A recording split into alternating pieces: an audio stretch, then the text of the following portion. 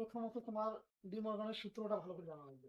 এই প্রথম যে অংশটা আছে এটা টোটালি তোমার ধরবেন কি এ ধরবেন, কয়টা আছে বি, মাঝখানে কি আছে উপরে বার, প্লাস মাঝখানে কি হয় ইনটু হবে।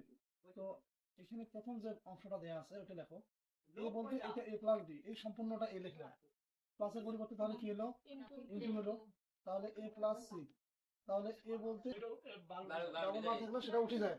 তো এখানে কি হবে ডাবল বার গুলো উঠে গুলো যদি তুলে দেয় তাহলে এখানে থাকলো কি এ প্লাস বি ইন্টু এ plus C.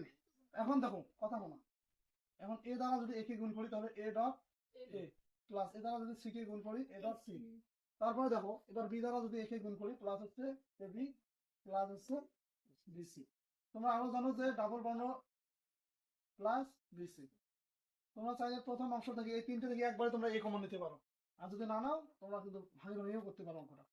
One plus C plus থাকলো এবি প্লাস থাকলো বিসি, কমন যায়, তাহলে ওয়ান প্লাস থাকলো বি প্লাস থাকলো বিসি, তাহলে এখানে লেখা যায় এ প্লাস বিসি।